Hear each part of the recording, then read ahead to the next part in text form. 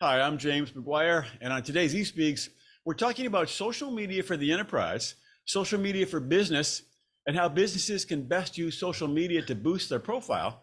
To discuss that, I'm joined by a very special guest. With me is Evan Kirstel, quite possibly the top social media influencer in the highly competitive enterprise B2B sector. Evan, absolutely thrilled to have you with us today. Well, I'm delighted to be here. I've been a big fan and reader for over a decade. Great. Obviously social media is not new, and businesses in theory have a pretty good idea of that they need to use social media, but are they doing a good job of it? And in a larger sense, what trends do you see driving enterprise use of social media these days? Well, I think there's a big gap between the haves and the have-nots on social media when it comes to B2B brands. There are a few companies who are doing really well and put out really interesting and educational, creative content. And then there's everyone else. And sadly, most fall into that category of not getting noticed, getting engagement, getting reach, shares, impressions, likes, and views, and all the stuff that B2B marketers are looking for. So it's hard if you're not a Microsoft, if you're not a Google, who has that tremendous reach and visibility to get noticed. And that's sort of what I do as an independent social media marketing guru, content creator, tech influencer, is a tag team with that brand because it is a real challenge getting their fair share of voice, no pun intended, Mhm. on social media. Isn't it surprising though? Because obviously social media has been around for years and years, and it's in many ways a good deal financially. You need to hire and pay the staff to run it, but the platforms themselves are free. So it's a form of free media. You can put anything out there you want. You can shape your message any way you want for an audience. Why have some of the larger companies been so slow to really get on board? Well, they spend a tremendous amount of money on paid social. So paid promotion gives them the rocket fuel that they need to get noticed and to get reach. Mhm. Unfortunately, not everyone can throw money at social media. So then you talk about organic social, Mhm. and there's a whole myriad of reasons. One, you might not be that good at it. Mhm. You might not be that interesting. You might not be leveraging the platforms in the way that they could be leveraged with things like live video streaming, Mm. and you may not frankly be that interesting. And brands have a fundamental disadvantage versus individuals versus people when it comes to social media in general because people like engaging with people. Right, And right. just look at Elon Musk and his engagement, followers, reach versus Tesla or SpaceX, who might get a 20th of his engagement. So it's just the fundamental challenge is that human to human style engagement and interaction that brands miss. What are a couple of classic typical weaknesses that you see companies have with their social media strategies? Well, they tend to sort of hire the 20 something social media manager and think, okay, I have it covered.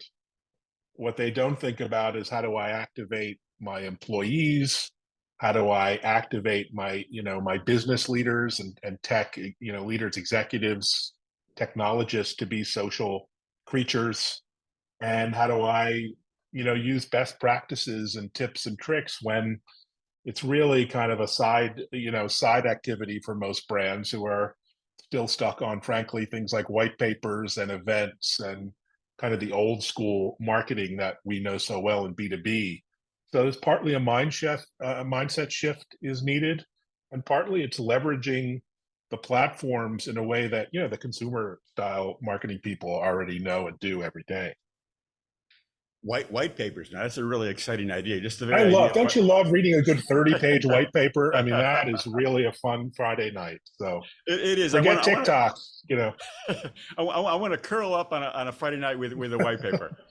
All right. So we see the problems, and we know how important it is to address those problems because there's a large audience out there that's willing to engage.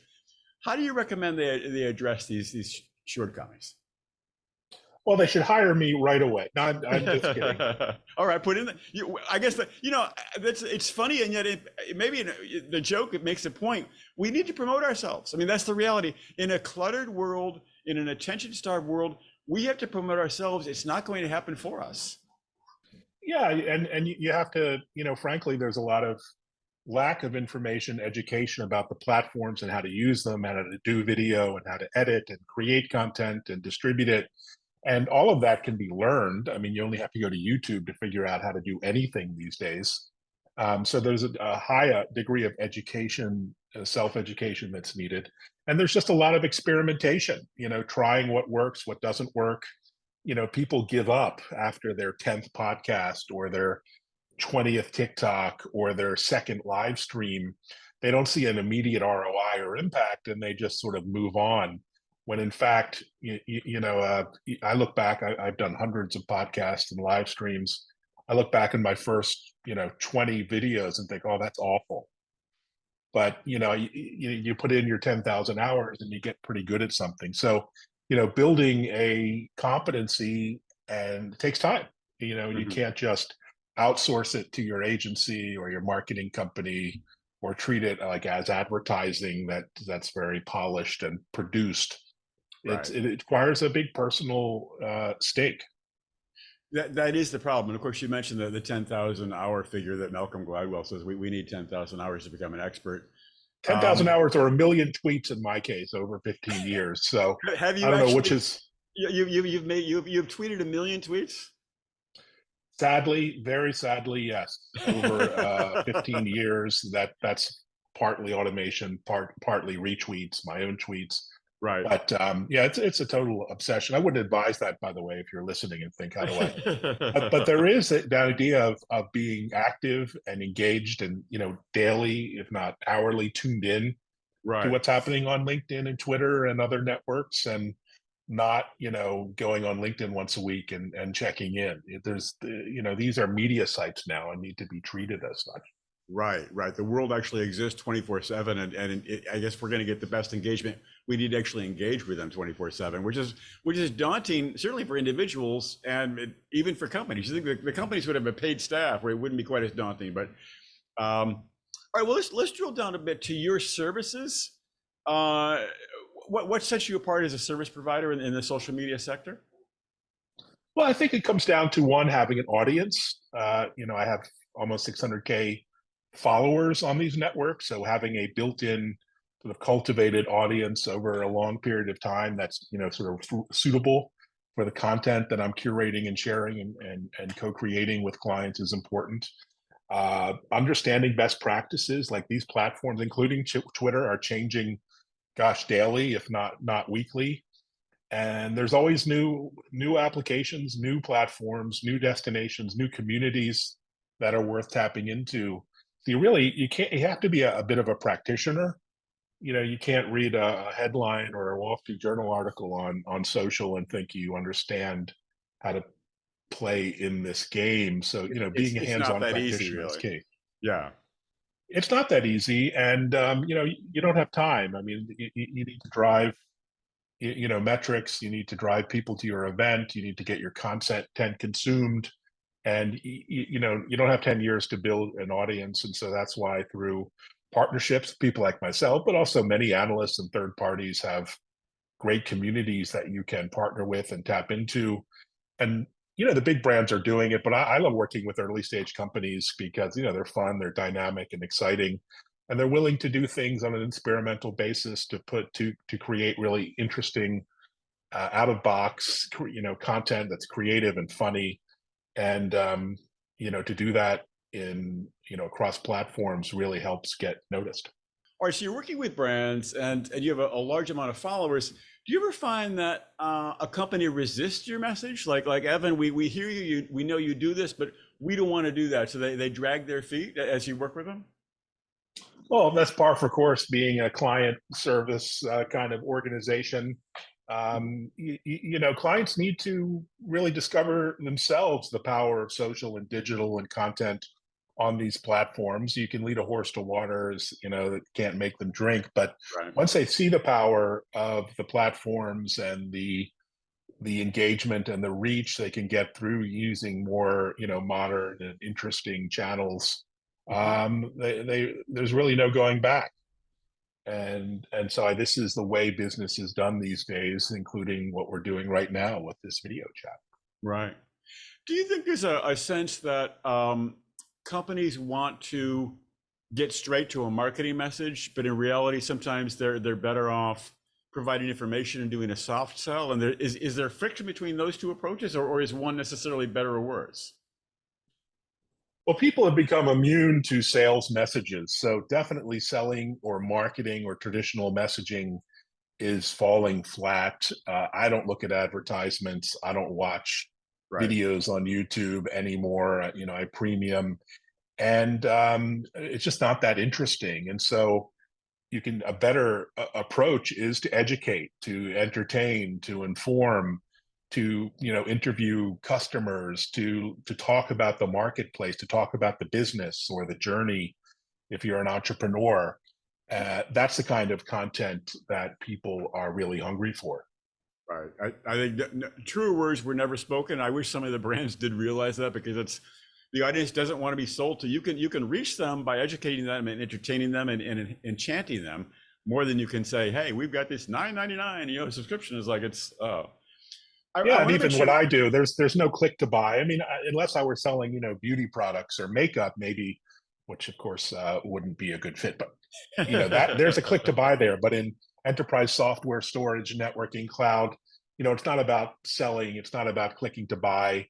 It's Right. about awareness and top of the funnel building attention. Right, right. So, all right, your sense of a couple of best practices, if you want to do this, what are a couple of key best practices? Well, I'd say up your game when it comes to your social profiles. A lot of people's Twitter handles or LinkedIn profiles, LinkedIn pages kind of looks like something they put together 12 years ago, Mhm. and they're not using the modern features of the platform that incorporates video and allows for multimedia presentations. And Mm, and it really is. These are modern content platforms. You can highlight content in really interesting ways. So there's a real refresh required of individual and brand social presence. mhm. Two, when it comes to written word, things like LinkedIn articles, these are the de facto publishing platforms now. And Twitter is going to allow long form content. And of course, Oh, YouTube is the biggest search engine behind Google. So right. if you're not, putting content out for all to see it, you're not going to get the SEO benefits that YouTube and Google offer. Mhm. So, using the modern features of the platforms is key. And I think this discussion emphasizes the need to do video. Mm, Whether it's short form video, whether it's long form, whether it's live stream video, whether it's for TikTok or Reels or Twitter or LinkedIn Live. There is just a tremendous appetite to consume video content, and the platforms all preference video live in particular over other kinds of platforms. So you have to think not about yourself but how the platforms, how the algorithms, the AI mhm. present and preference content to its users, and that these days it's all about video. Interesting. Yeah, I believe that. In fact, I see it in action. Here's a question you can't answer, but I'll ask it anyways. Is there an ideal length for a video? And I think the answer must be depends on the platform. But is even if the answer is depends on the platform, is there an ideal length for a video? For a B2B audience, that is, not necessarily TikTok. Yeah, I think there is, but you have to be at all of the ideal video lengths. What I mean is, you do a long form hour session, you can break that up into 20-minute videos. You can then break that up into 3-minute videos. You can then break that up into 30-second snippets. Hmm. And so there is an interest and appetite in all forms of video content. Hmm. And reuse is key. I mean, with one video, you can go out in different formats and different lengths, which might be more appropriate for like one platform like LinkedIn, different from an Instagram or Facebook. And so it's Right. just about experimentation with what works for your audience. All right. The big question, I think, is the future of enterprise social media. lot of dollars at stake in the answer to this. What trends do you see in the years ahead, and how can companies be preparing for it now? I think two trends are employee activation. That's really key. Giving your employees the training, the tools, and the and incentives to be social, not just for the marketing types, but the sellers for social selling, the executives, the business leaders. I mean, look how much attention like a Satya Nadella gets from Microsoft when Right. he's personally out there talking on a subject versus just a Microsoft expert. Hmm. So it's the employee, the engagement, the employee experience on social is key. And I think the other one is community. Mm. It's fine having a big audience. If you're like myself or you're a big brand, you have an audience. But do you really are you turning that into a community? Are you nurturing a community both privately and publicly of your fans, your not just your followers? And I think those trends are pretty foremost in my mind these days. That's the word, isn't it? That's the if we sift through all of this, I put an emphasis on that one word, community, as the magic word. Community suggests we're connected. Community suggests a back and forth relationship as opposed to a one to many, broadcast scenario like good old fashioned television.